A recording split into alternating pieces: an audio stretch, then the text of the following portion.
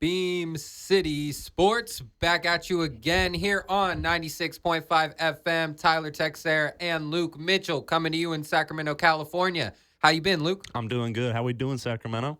Lit it up 2 times in the last 2 days, so we're feeling good in the studio, staying hot. How we doing? How we doing, Sacramento? I love it here.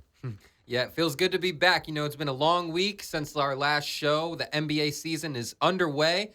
Getting into the swing of things. Kings have played 4 games in the last week, so we'll talk about all that. We'll get into some World Series action as well. We'll go around the NBA, see what's happening with all the other 30 NBA teams.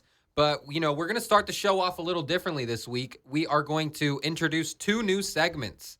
We're going to start with yours. It's Mitchell's Man of the Week. Your favorite player from the last week. It could be the best player, could be someone that stood out to you. Doesn't have to be a star player every week, but I want to see where you're going with it this week. Your top guy from last week. I'm excited about this segment. When you hit me up about it, I was super excited just to get something started new, something just to catch on. But it was pretty tough. I wanted it to be our man here in Sacramento, DeMar. Yeah. He had 4 20-point games, or at least 20-point games. Yep. And that's pretty crazy to happen, for a new guy to come into a new team and just keep what's going for his past career. It's insane seeing him develop amazing with us. But I had to go with Palo. I like it. From the Orlando Magic. Yeah. Obviously, he didn't score as much for all 4 games, but he dropped that 50 bomb in the last game that he played. They play again tonight, so hopefully he keeps it going. And I talked about it before. I'm a big buyer of this Orlando Magic team. Yeah. I think they're going to be up there at least top 5.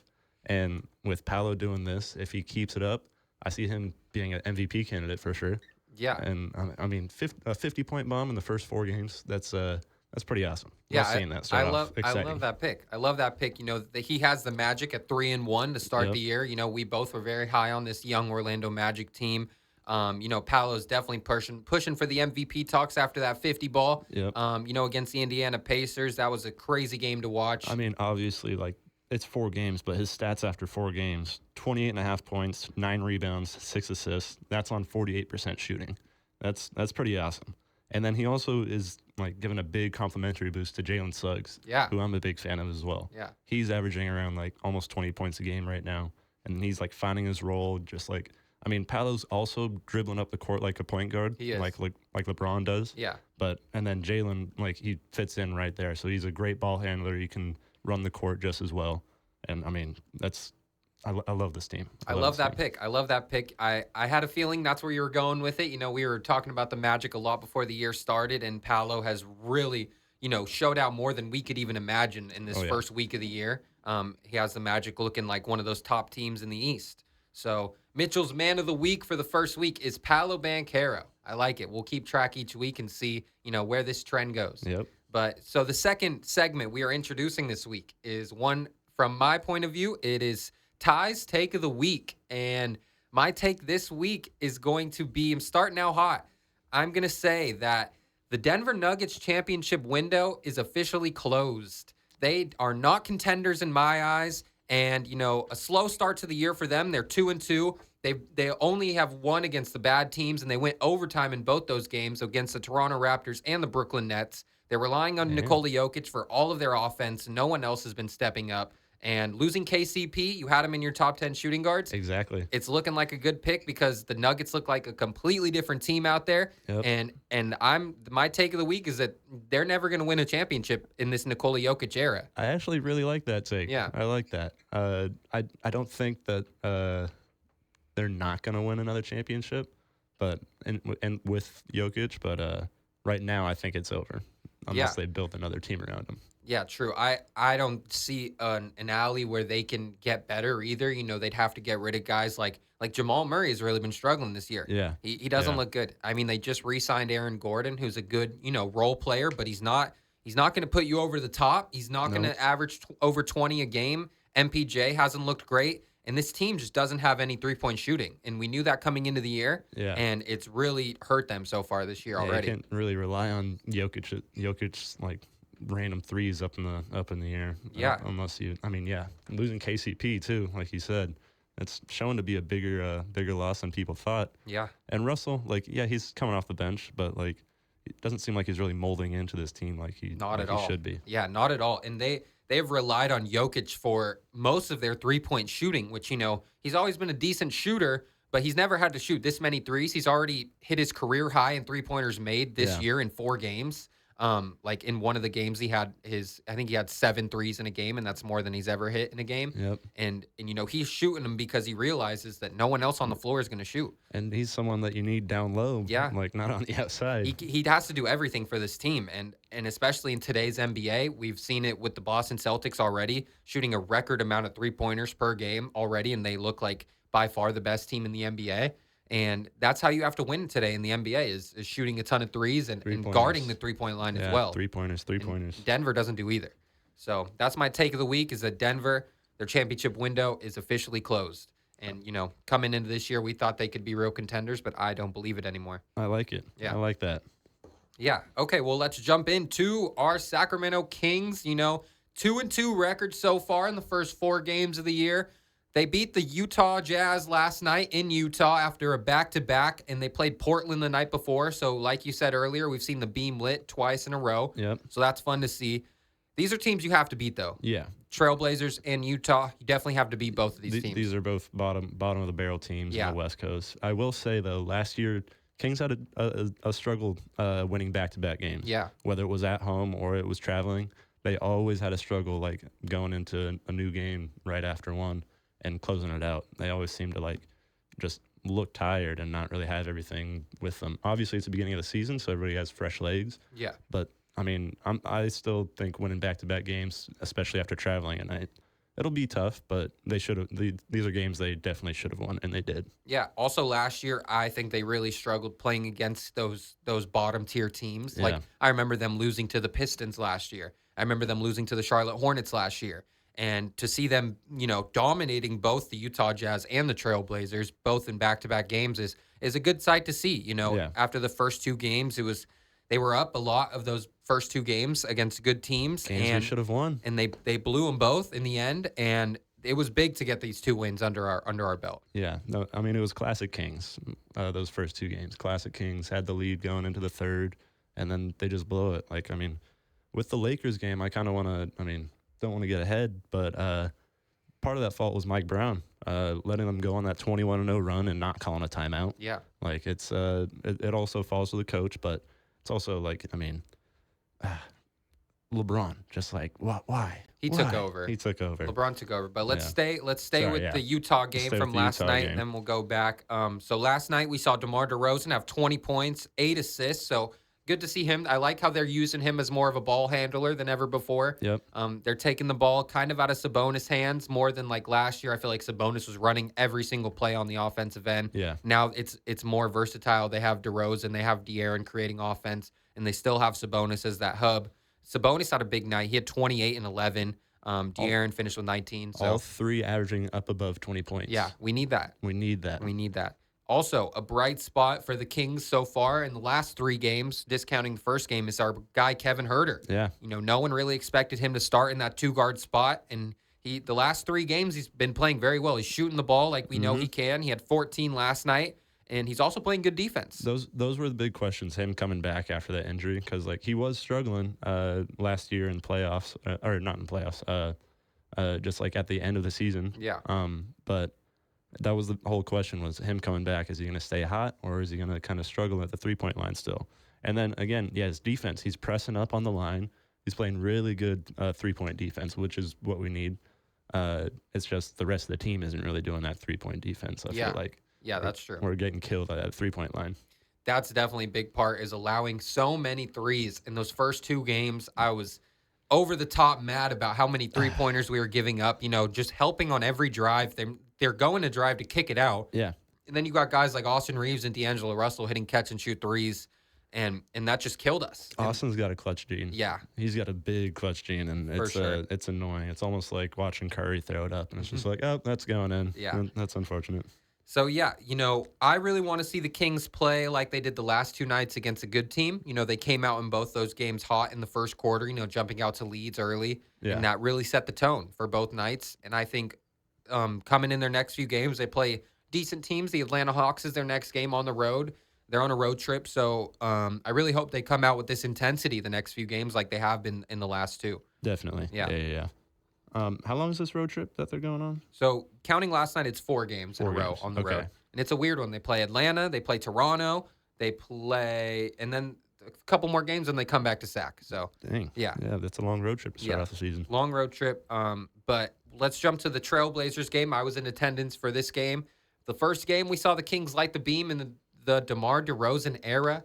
First time we saw DeMar light the beam. So, Exactly. yeah. And he had a huge night.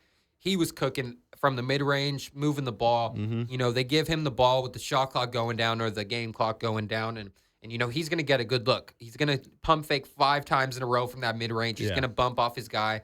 That buzzer beater he hit, I think, in the first quarter of that Portland game was so big, and that the crowd was into it from the start. It was such a great atmosphere in Golden One, and it was a fun game to go to. That's why we're the number one arena to go to. Yeah. That was a great game to watch. It was good to see him come back and back into Sacramento after losing to LA. But watching DeMar just make the open shots in the mid range without having to pass around a bunch. Mm-hmm. It's a good sight to see, like without De'Aaron having to drive down in the lane. Yeah. So I'm very happy that DeMar's finding his role here. Yeah, same here. I think that Portland game is a recipe for success for the Kings. Yeah. We had so many guys above double digits scoring in that game. I think it was 6 people above double digits, and that's what we need out of these guys. We need Herter to have above 10 points. We need, obviously, DeRozan's had 20 every game. Sabonis is consistent as ever. Yeah. De'Aaron is consistent, but I still want more from De'Aaron on the scoring end. Definitely. I think he hasn't looked great to start the year on the scoring end. He's been passing the ball very well. At one point, a couple days ago, he had the most assists in the NBA. So I like to see De'Aaron moving the ball. He's trying to fit in, find his way with this team, get other guys involved. But I think if we're going to be one of those top teams, De'Aaron needs to average like 27 a game. Yes. Like I think De'Aaron needs to solidify himself He needs as to be north of 25. a top 5 point guard in the league. And so far, he hasn't really done that on the offensive end. Through 4 games, it's a long season. I like how he's pacing himself, but I just want more from him.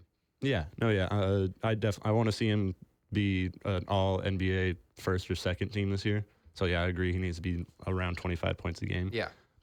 And then you got to think about it. Is he starting to think maybe I want to win with this team? Like he did say that he wants to go for that big contract and be one of the top point guards in the league, but I'd rather just win right now. I don't know. I like that mentality. I'd rather just win. Yeah, that's true. And having 3 people up above 20 points a game, and then Herter and Keegan around 15, 16. Yeah, that's how we're going to win like that for sure. We need that, and I think I really see what Mike Brown was thinking when he decided to put Herter in that starting lineup over Keon. After losing every game in the preseason, the 3-point shooting was horrendous all preseason. Keon is hesitating from the 3-point line, which we didn't see last year.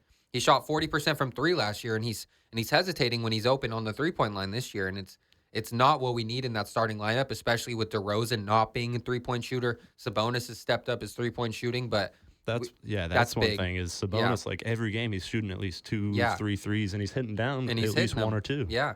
But yeah, so we'll go to that Lakers game. The Lakers game was a very tough game. Kings were up most of the game. Fourth quarter came around. The final score was 131 to 127. The Lakers won. And LeBron really just took over this game. We had nobody to guard him out there. 44-point fourth quarter. Yeah. Like, how do we let that happen? They went on a 21-0 run to start the fourth quarter. The Kings were up double digits to start the fourth. They look up. They're down 10 after a great third quarter, a great first 3 quarters for the Kings, and then they just start giving up so many threes. They have no one that can guard LeBron offensively. Keegan is doing his best out there, but I still think we need more defenders out there. Our defense looks not how it should be. I think a trade might have to happen before the deadline for a defensive player. I don't know who we're giving up. I don't know. I don't see. I mean, Herter is so important to this team. We need that 3-point shooting. Like I said earlier, in today's NBA, you need to shoot a lot of threes to win in this NBA. And Herter is one of the only guys in that starting lineup that is out there to do that. Him and Keegan are really the shooters on that starting lineup. Yeah. And you have to guard him. And if you're not, if you're helping on DeRozan's mid-range, Kevin Herter's going to shoot that thing from 3. He's going to hit it. The Kings started out 0-8 from 3 in that Lakers game, so the shooting was still looking bad, but then Kevin Huerter settled in. He hit a 3. He started hitting more shots. So, yeah, I think Kevin Huerter is a big part of this team. Yeah. No, I'm not saying we trade Kevin Huerter. Yeah. I mean, we'll definitely have to hold on to him if he keeps his shooting up like this. Yeah. But I think we just need another like down low defensive, or not down low, a stretch 3-and-D player. Like that's what we. I mean, obviously Brandon Ingram's a lot to ask for because I mean we'd have to give up. They probably want Keegan or something like that, but we need to hold on to him. I don't know. We just need another 3-and-D player who's able to guard on the outside. I just don't know who we can move because we're not moving Keegan. We're not moving any of the starting 5. Trey Lyles and I don't know, Keon Ellis maybe. Keon definitely has some value on that market. market. Some value now. I know people are looking for guards. So he got a DNP in that Lakers game, which fans were very upset about. I was pretty upset about that. Yeah, same here. Especially in the fourth quarter, we could have used that on the defensive side. We need his defense, and when he's out there, last night against Utah, he actually had a very good night on the defensive end. He had 3 blocks last night. Yeah, from guard position. And then was it last night or the night before that DeMar had 4 steals, which was pretty insane. Yeah, that's big. DeRozan's not known as a defender. Yeah, especially in that first game, his defense looked very bad. Yeah. We tried to put him on Julius Randle. That was not a good idea. Yeah. Not a good. We should have had Keegan on him the whole game. But then who are you putting on Anthony Edwards? That's the debate. I think De'Aaron, if he's not going to be scoring like he should be, I think if we're going to start Huerter, De'Aaron needs to take that best guard. Oh, yeah. We need Keegan on, the best wing. Yeah. And we're right now we're putting Keegan on the best guard. And, we had Keegan on Anthony Edwards. He's not fast enough for all those guards that are... No, I don't think it's Keegan that's the problem. I think... No, he's not the problem, but it's like when he is guarding a guard like that, like Anthony Edwards, he can crash in really fast. Yeah. He can't get to the spot fast enough, I don't think, or get in front of him. Yeah, but that wasn't the problem in that game. It was DeRozan on Julius Randle. Yeah. In that game, we'll get to it right now. It was a 117-115 final. Kings were up by a lot this whole game, and then the atmosphere in this game was great too. It was just a really fun game. It felt good to have Kings basketball back. Yeah, we did start with DeRozan on Julius Randle, and he had a great game all the way through, and we never really switched up the matchup. No. Even on a switch when Julius Randle would get Alex Len on him, he was cooking. Mm-hmm. Julius Randle was on one that night. I don't know where his handles came from that night. I was watching and I was just like, why is he dribbling outside and crashing? What happened? Watching Julius go off, he had 30, I think, in the first half or close to it. Yeah. And then he finished off with 40. Mm-hmm. And then Anthony Edwards had another 25. They both combined for 60. Yeah. And I remember Anthony Edwards said Golden One's his favorite place to play. He did say that. He loves playing in Golden One, which is cool. But then when he comes in here and beats us, it just gives him that much more confidence. We'll see him November 15th. We'll see him November 15th, the first game of the in-season tournament. How happy would you be if the Kings won the in-season tournament? I'm curious. I mean, I would be happy. Yeah. Obviously, everybody would be Would we going crazy in the streets like we won the championship, or would it be Nah. But I mean, I feel like people would be partying in Sacramento. Yeah, it would be fun. It was kind of people took it as a joke when the Lakers won it because they are the Lakers and they have 17 banners or whatever. And then they hung a banner up for the in-season tournament. Yeah. For the Kings, it would be different. I feel like people would respect it and be like, oh, it's a small market team that's winning this stuff.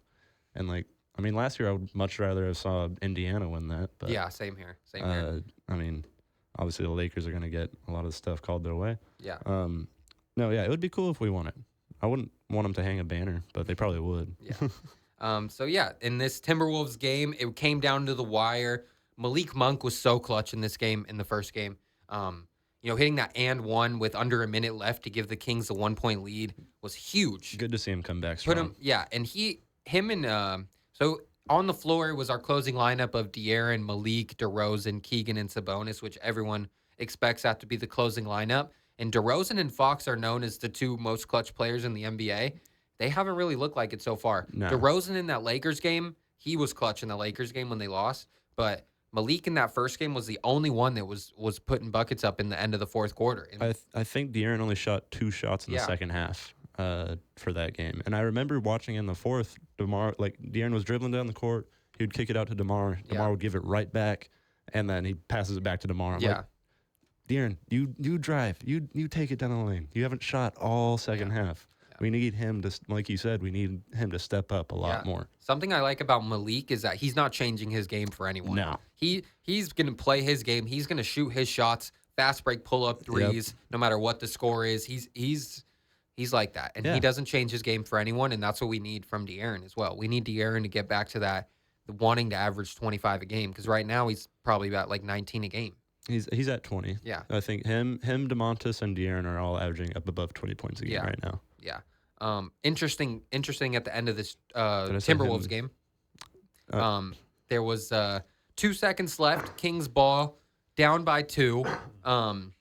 They had DeMar DeRozan inbounding, which I don't love. I don't like that. I don't like having DeMar inbounding. I mean, actually, if you think about it, the inbounder is always a very important part. Because, they'll probably you could give hand it right back to him. Yeah, and that's very dangerous. But so that could have been the thought process. But I don't think – I would rather have, like, Sabonis inbounding the ball, or someone who's, like, more of a passer than DeRozan, because DeRozan, like, they ran the play. De'Aaron, everyone thought the ball was going to De'Aaron. He got 2 screens running to the corner.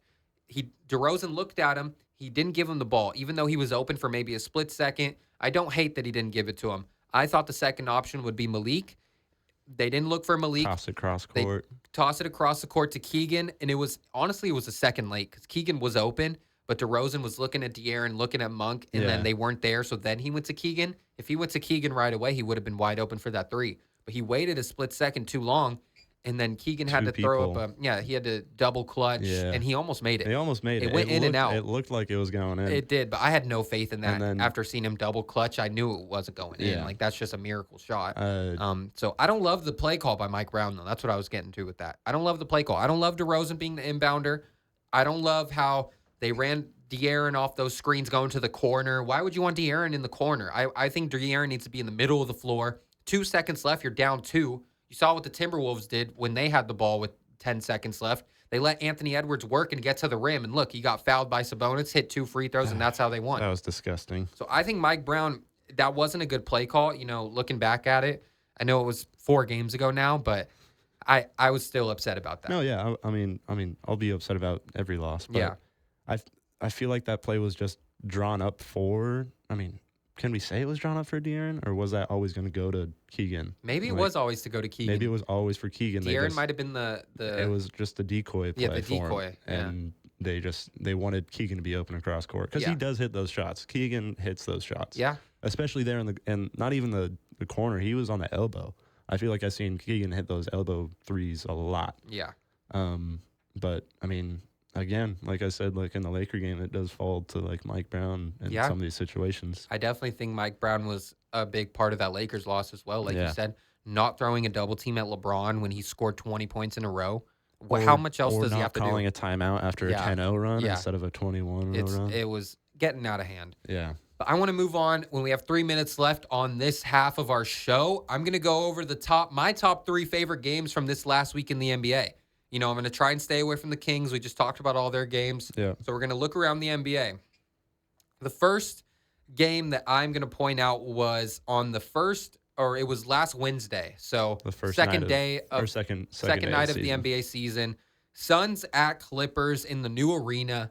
That new arena looks amazing, man. Looks pretty tight. That new arena looks amazing. You know, they have that wall behind. A lot of people are hating on it. No, I think it's the best arena in the NBA besides Golden One. I mean, if you have a billionaire owner building your arena, brand new. But yeah, so the wall behind the free throw line made Devin Booker miss 2 free throws, and Kevin Durant missed 2 free throws in the clutch. Yeah. But KD came away with the win in this one. He hit a double-teamed fadeaway mid-range to send it into overtime. James Harden looked great in this game. He had 29, 8, and 12. Ain't nothing new for KD. But then Harden missed the game-tying free throw with 3 seconds left in overtime, and that was the finals. That was how they won. Harden, he had a chance at the line to tie it. He had 2 free throws. He hit the first, then he bricks the second, and then the Suns get it. They get fouled, so they won this one, 116 to 113 in overtime. That was one of my top games from last week. Another game that I wanted to point out was the Pacers and the 76ers. This one was in Indiana. This was also an overtime game. 118 to 114, the 76ers won. Tyrese Maxey, man, he had 45 this game. He's someone that I said at the beginning of the season I was going to be a big fan of him, Yeah. and he's already starting off hot. This game, I like that. He was on a mission, man. He looked determined out there, and he was not going to let anyone beat him. You know, the Pacers played a great game too. Tyrese, after struggling the night before, he had 0 points in the game before this. Shot 0 for 7 from 3. Yeah, he had double digits in the first half of this game. Also hit a crazy pump fake, double pump 3, falling down to tie the game to send it into overtime. But then Tyrese Maxey took over. And usually we see Tyrese Maxey smiling and joking around out there. I didn't see any of that this game. No, I saw some Mamba mentality out of him that game. I mean, he's got to take over since Joel and PG are out. He's got to both of them out again with knee injuries, quote unquote, for Embiid, because who knows how soft he is. Tyrese, he's someone that I was praising from the beginning of the season. Yeah. And he's looked great. He was also someone that was in my mind for my man of the week. Yeah, I would have liked that too. Yeah. He's taking a lot of shots, so he's getting about 30 shots a game without those guys. Yeah. He's probably loving it, honestly. That's probably definitely. something, yeah.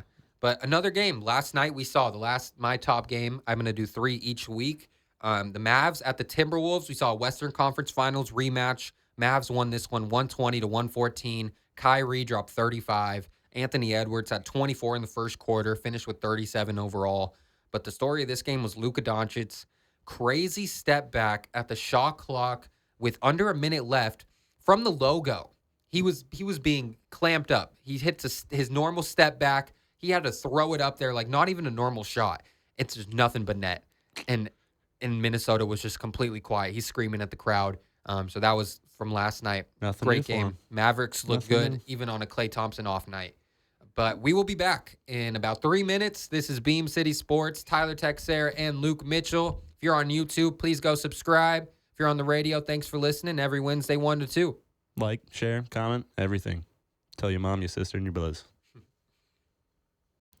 We are back, 96.5 FM, Beam City Sports. This is Tyler Texeira and Luke Mitchell. And we're going to get into some MLB World Series action here on the second half of this show. How are you feeling about it? I'm feeling disappointed. Yeah. I thought this was going to be. I mean, this should be the best World Series we should be seeing right now. Yeah. But I mean, there's no offensive life for the Yankees, and it's very disappointing because I bet MLB's throwing fists right now in the office because they're just like, come on, Yankees, we need 7 games. They want a 7 games. They want a 7-game series. But and the Dodgers are mean. Yeah, They're mean. We talked about it before the series started. This is definitely going to break records for the most watched World Series, and it definitely has. Most all the games have had more viewership in Japan than the U.S. Shout out Ohtani and Yamamoto. Yeah, exactly. Yeah, that's pretty awesome. Yeah. Both those guys been playing pretty well. Yeah. Yamamoto had a great pitching outing a couple Shohei's games playing ago. all right. Yeah. No, I mean, he hasn't hit a homer in the World Series I yet, know, so but he's still hitting the ball. He's still getting runs in. He gets on base pretty much every game. Yeah. But yeah, we got to go through each game. We're 4 games into this World Series, and it has been a crazy one. Game 1 especially, man. Game 1 was everything we wanted it to be. This is what I want the series to be. Yeah. I want it to be back and forth like this. In LA, Dodgers ended up winning it 6-3. We saw the aces go at it. Jack Flaherty against Garrett Cole. Yep. And it was a pitching duel until the 5th inning. It was scoreless until the 5th. Then our guy, Kike Hernandez, he's actually one of my favorite players in the league. I really hope he comes to the A's at one point. I can see him being an A for some reason. At the end of his career. I could see it. And he'd probably do good. Probably. Yeah. But yeah, so he's always clutch in the playoffs. He hit a triple with 1 out in the 5th inning. And then Will Smith, sac fly to put the Dodgers up 1-0. But then in the 6th inning, we saw Juan Soto come up, get on base with a single. Then our guy, Giancarlo Stanton, hit a bomb. This one went. That was far. So high in the air. Oh, my The gosh. camera angle to this one was, beautiful. It showed, it went up and, it was almost above the foul pole. Oh, yeah. It was, one of the highest home runs I've ever seen. That put the Yankees up 2-0. And they had a chance to score 2-1. more. Or 2-1, sorry. 2-1 Yankees. Yeah. And Tommy Edman, who's been balling all playoffs, diving play to save a run in the 6th, and that really helped the Dodgers because every run matters. He's one of my new favorite players. Yeah. This is his 4th year or 5th year in the league, but, No, his breakout right now in the playoffs, it's pretty awesome. Yeah. He's probably gonna. I mean, he's gonna have to ask for a lot more money. Yeah. The Dodgers can pay him. Oh, he's gonna get paid. He's gonna get paid for sure. But yeah, so it was 2-1 Yankees after that Giancarlo homer. Then we see Mookie Betts come up with a sac fly that tied the game at 2-2. But then we saw Blake Trinan come in the 8th inning. He got out of a crazy jam, and Blake Trinan's really been lights out for the Dodgers all playoffs, and Yeah. it's cool to see, man. Blake Trinan. Yeah, no, it makes me happy that old man's still throwing the ball like that. Yeah. But yeah, so then in the top of the 10th inning, we saw Jazz Chisholm hit a double against Blake Trinan. So he gave up a run. Volpe hit an RBI ground out, and that put the Yankees up 3-2. Then we went to the bottom half of the inning. The Yankees already had their closer, who's been lights out, Luke Weaver. He was already in for 2 innings, so they had to take him out. Yeah. They put in their other relievers, immediately walks Gavin Lux. Then Tommy Edmonds singles. Then the Yankees put in Nestor Cortez to face the lefties. They put him in to face Shohei Ohtani. Nestor Cortez hasn't pitched all playoffs. Nope. Hasn't pitched since the middle of September. He's usually starting too. He's a starting pitcher. Yeah. Like, But in the World Series, anything goes. Anything goes. We saw it yeah. a couple years ago, about 10 years ago now, crazy. But the Giants used Madison Bumgarner as That's a true. reliever Yeah, that's after true. starting the day before. And he came in and pitched like 4 shutout innings, and Yep. that put the Giants over the top. So you got to go with your best guys. That's true. Yankees tried to do that. He got Ohtani to foul out on the first pitch. So Nestor Cortez came in through 1 pitch to Shohei Ohtani. They wanted the lefty-on-lefty matchup. And Alex Verdugo made a hell of a catch, falling into the stands, and he made the catch. No fans tried to steal the ball from him on that one. Because they were respectful. And that one was in L.A., so we'll get to the Yankees fans in a bit. But so then they didn't want to face Mookie Betts, the righty-on-lefty matchup, so they intentionally walked Mookie Betts to load the bases with 2 outs. Every kid's dream. 2 outs, bottom of the 10th inning, bases loaded. Bases loaded. Freddie Freeman, first pitch, high fastball, absolutely turned on it. Oh Knew my it was gosh. gone as soon as he hit it. Oh, Gave me chills. it was a beautiful hit. That was Yeah. a beautiful hit. The first walk-off grand slam in World Series history. I think there's been 696 World Series games, and that's the first grand slam. First ever walk-off grand slam. Oh, yeah, walk off. Yeah, Freddie Freeman hit it, and the Dodgers won Game 1 6-3. Nestor Cortez came in and pretty much threw 2 pitches. So he got Ohtani to foul out on the first pitch, intentionally walks Mookie, so that doesn't count towards your pitch count. Yep. And then Freddie Freeman, High and first inside pitch, fastball turns on it. not a pitch you want to be. I don't think you want to throw Freddie Freeman anything right now. No. He's hitting the crap out of the ball. We'll get to it, but like all the locations of his fastball, like the first 2 in the same exact spot. Yeah. And then the next one was low and outside, I'm pretty sure, and he put it out. So that was a crazy Game 1. I know people in your family were probably going crazy after that one. Oh, yeah. Dodger fans over there. And then we went to Game 2. Back in L.A. again, it was Carlos Rondon versus Yamamoto. Another pitching duel. And Gleyber Torres, leading off his game how he always does, getting on base. Pretty much every game in this playoffs, he's been getting on base to start games. Yep. Billy Bean would love that. Yeah, Billy Bean would love that. And we go to the second inning. No score yet. Tommy Edman hit a solo homer. He's been crushing lefties all playoffs. He's a switch hitter. Hits from that right side against lefties, and he's been absolutely crushing them. That put the Dodgers up 1-0.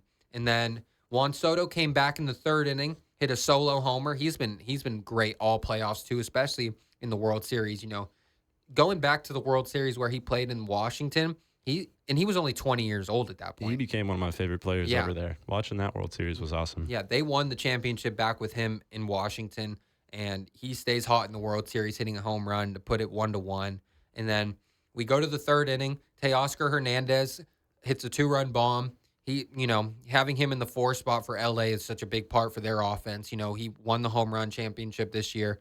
Home run derby, I mean. Both of the Hernandez have been coming up big for the Dodgers. Yeah, for the Dodgers. Every time they come up, it's like, oh, another big double for him. Yeah. Or home run. Yeah, so Teoscar hit that 2-run homer to put him up 3-1. Then Freddie Freeman right after that hit another home run, solo shot to put him up 4-1. And that was really all the Dodgers needed. The Yankees did get one more run off an RBI single from Giancarlo Stanton. That was in the 9th inning. And the Yankees had some chances, man. The Yankees had bases loaded, 1 out.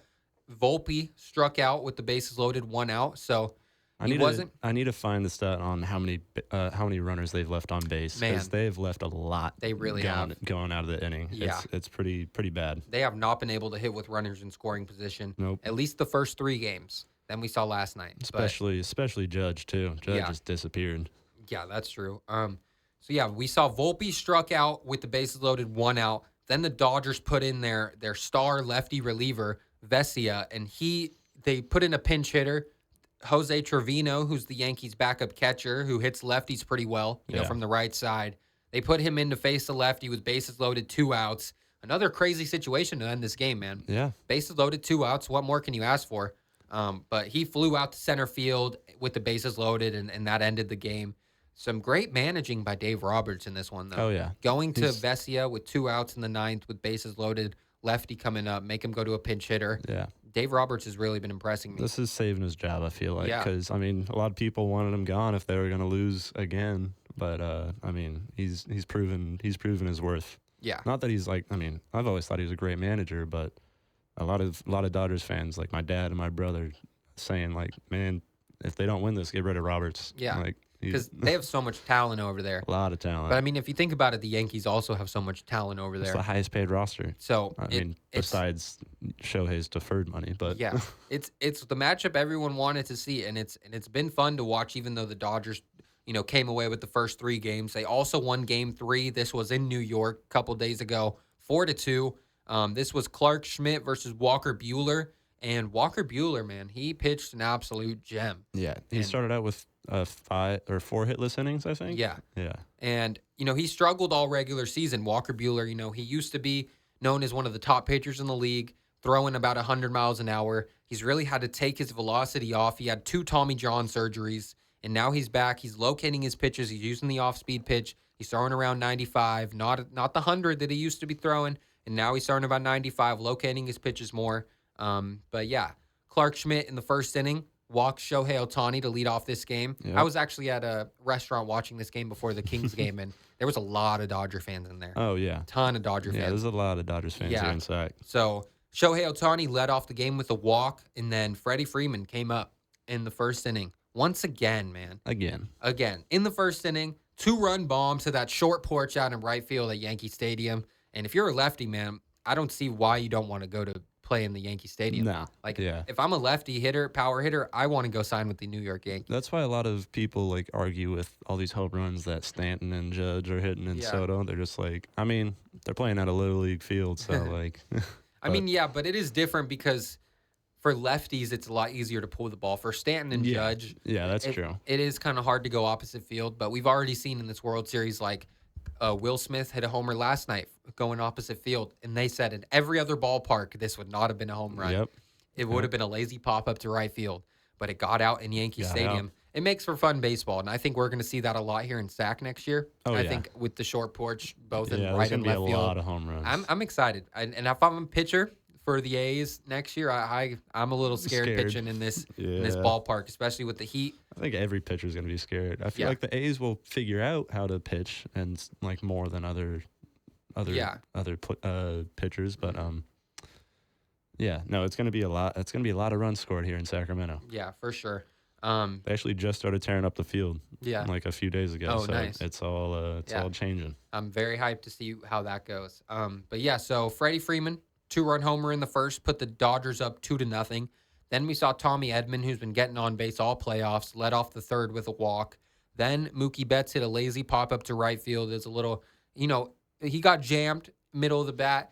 It dropped, though, and Tommy Edman scored. Take what you can get. Take what you can get, and it was 3-0 Dodgers. Kike Hernandez also hit an RBI single to put him up 4-0. So the Yankees couldn't get any runs to cross the plate until the bottom of the 9th inning. Like you said earlier, they have not been hitting well with runners in scoring position. No, it's not good. Until last night. Then they finally clutched up. Night, last night they clutched up. But Alex Verdugo, hit his first homer of the playoffs with 2 outs in the bottom of the 9th inning. It was beautiful to watch that homer, man. He flipped the bat even though they were down. Yeah. Like, he knew it was gone right away. Put some momentum on the team going into the next game. Yeah, exactly. So, final score in Game 3 was 4-2. That put the Dodgers up 3-0. And now we are here to what the game we saw last night. No team has ever come back 3-0 in the World Series.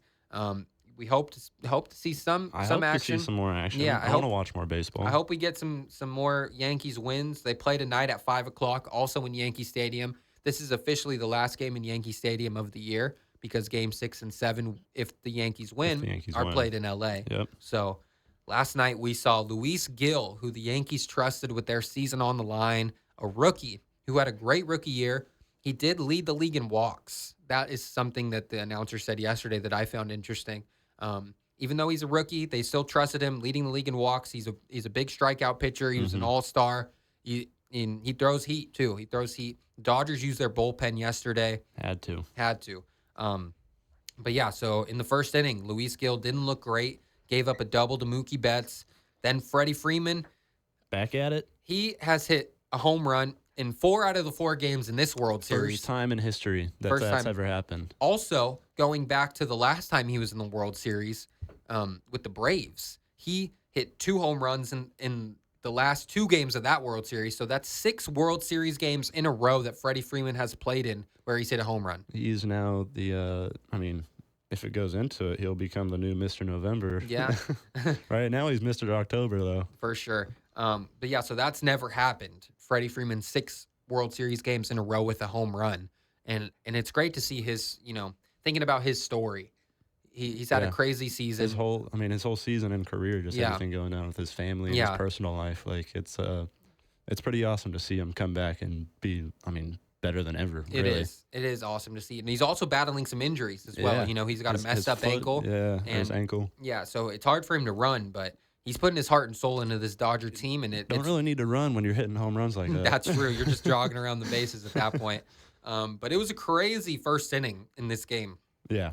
We saw a Yankees fan, Mookie Betts jumps into the crowd, makes a crazy catch in foul territory.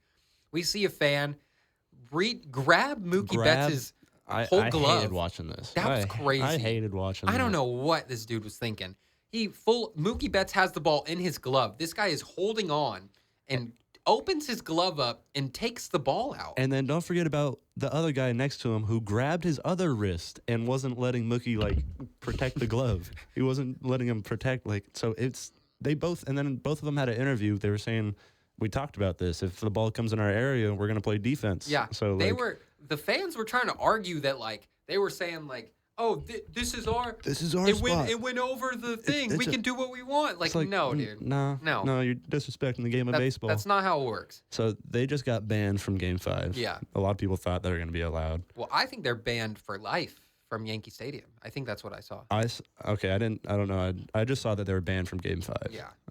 Those seats that they paid for, guess how much they were? $2,000. $8,000. Oh, my. $8,000 for those seats. Front row. Right by the right field line. I also just saw an interview on my way here.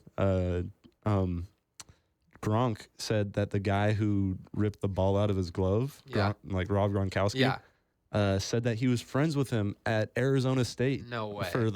He was playing on the hockey team. That guy? That guy was on the hockey team. Dang. Gronk said he was always cheering for the Yankees, getting hyped about it. And he said that fits his character, that fits his personality. Well, he put his place in MLB history, that's for sure.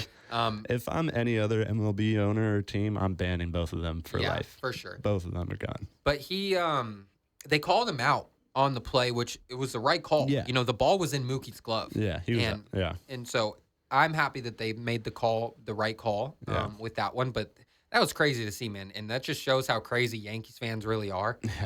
We also saw something like this in Dodger Stadium, but it was more of an accident with that one. Mm-hmm. Gleyber Torres hit a ball that wasn't. I don't think it was going to be a home run. It wasn't going to be a home run. It was about at that yellow line at the top, which sometimes it could hit that and go over. Fan reached down. Yeah, fan reached down. They had to call it a double. I think it probably would have been a double either way, so that one wasn't too bad. The fan felt bad. It wasn't like he meant to mess up the game. Mm-hmm. This other guy, they did not care. He was trying to take Mookie's whole arm off. They had smiles on their faces while doing it. They were happy about that. That was just crazy to see. That shows again why Yankees fans are disliked by a lot of people on the MLB. Yeah, well, back to the game in the first inning.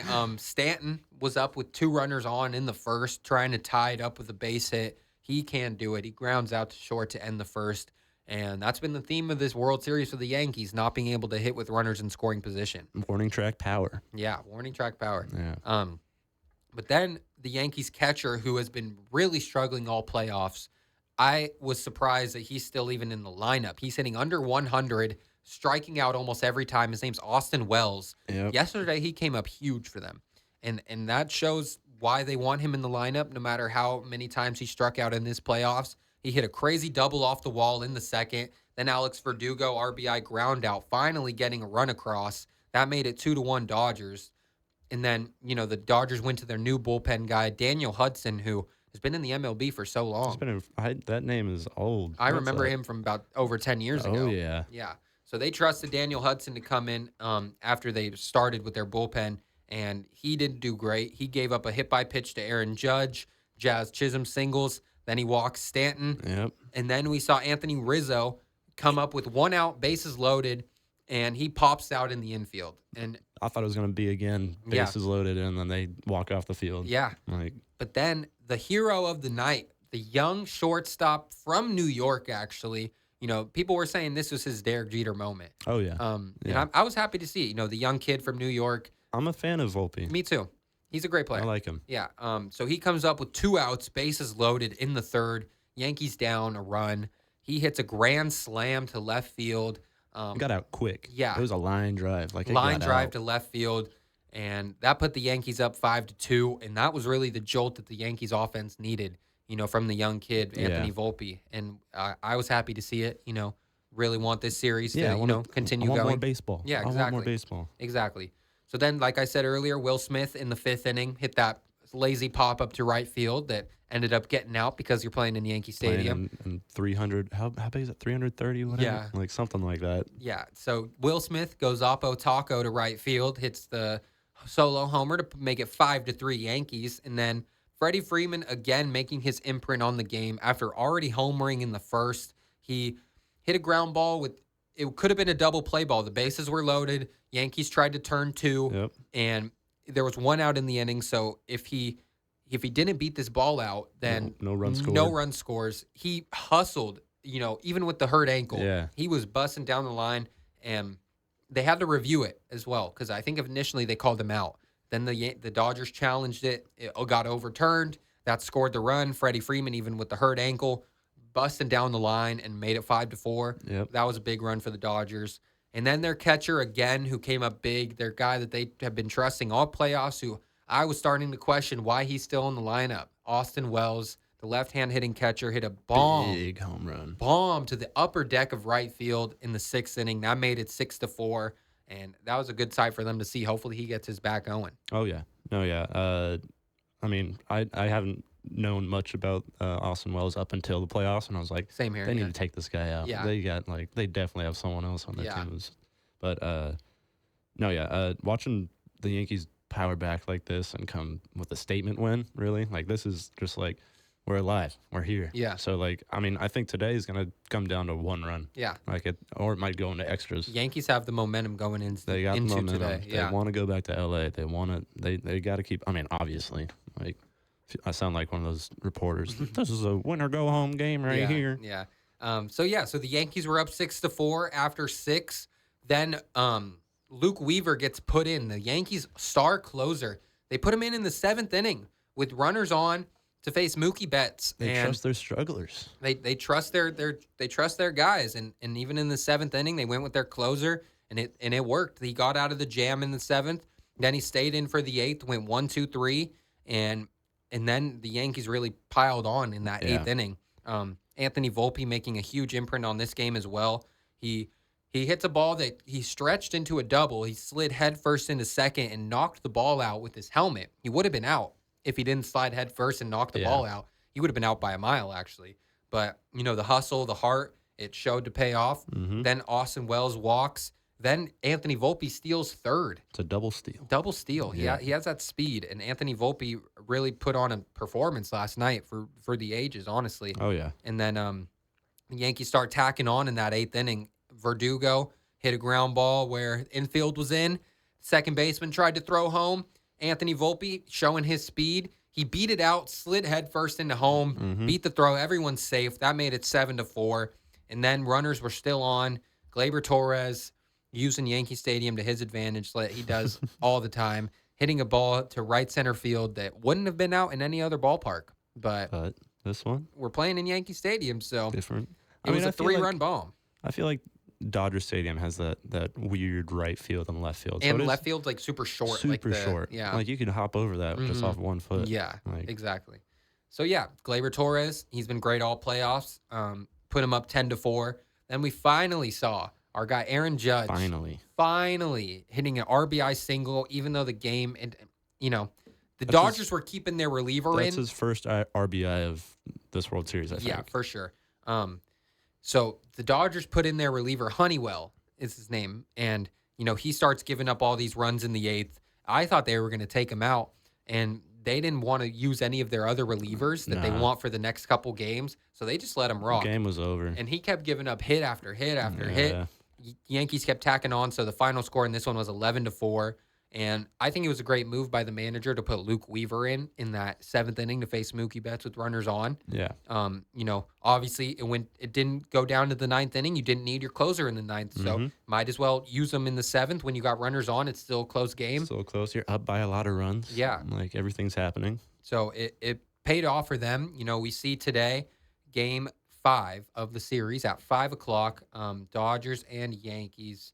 And the pitching matchup for this one, I'm curious to see.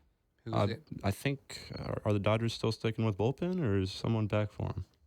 I don't think they'd go bullpen 2 games in a row. They might go Yamamoto or Yamamoto Flaherty. should be back. I think Flaherty. They probably go Flaherty this game. Flaherty's probably going to. Because he pitched game 1. Yeah. And then they go Yamamoto next game back in L.A.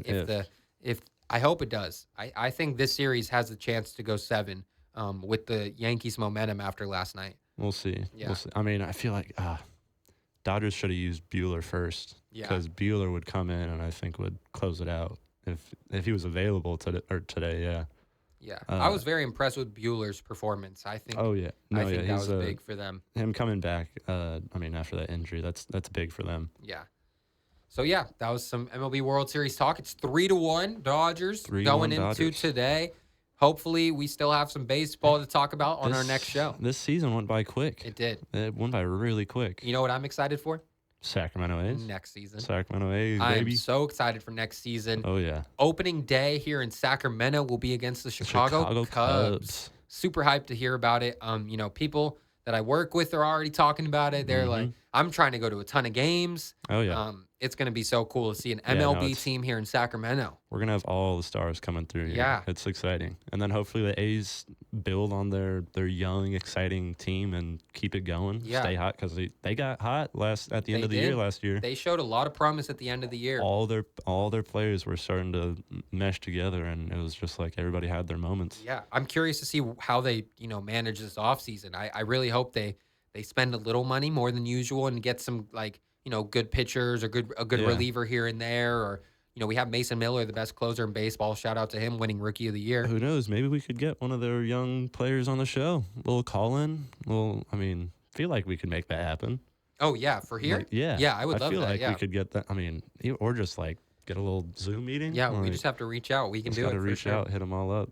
Yeah, well, this has been week 18 in a row. Beam City Sports. Let's go. This is 96.5 FM. Tyler Texeira and Luke Mitchell in Sacramento, California. Beam City Sports, baby. Thank you for listening. Appreciate you, Sacramento. Looking forward for next week. More NBA talk. Talk about the closing for the World Series. Please tune in, share, like, subscribe. Thank you. Hopefully we have some more beams to talk about. Oh, yeah. Cheers. Cheers.